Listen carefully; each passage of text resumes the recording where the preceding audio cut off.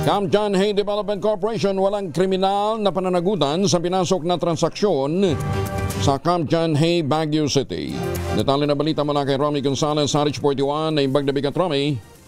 Nanindigan ang Cam John Hay Development Corporation na wala silang kriminal na pananagutan sa lahat ng ginawa at pinasok nilang transaksyon sa panahon ng sila ang developer ng Cam John Hay sa Baguio City.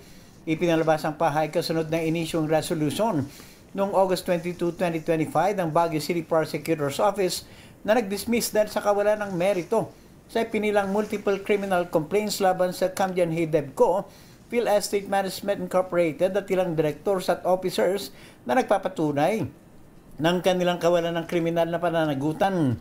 Ang original na kasong syndicated estafa ay binaba sa minor offense of other deceits sa ilalim ng Article 318 ng Revised Penal Code.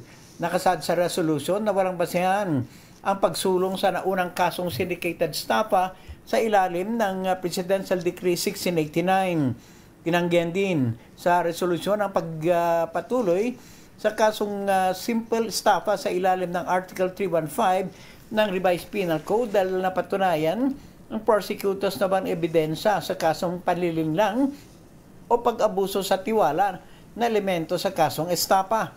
Dahil dito ay pinaliwanag ng Cam John Hay DevCo na ang reklamong isinampa ng Gunran family, Bernardino at Domingo ay tuluyang dinismiss dahil sa kakulangan ng sapat na ebidensya.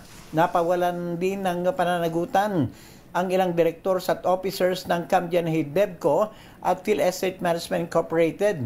Nanatiling respondents naman sina Robert John Sobrepeña at Ramon Jimenez. Subalit binigyan diin ng Cam John Hay DevCo na batay sa hawak nilang ebidensya, walang malinaw na ebidensya para idawit sila sa naturang kaso.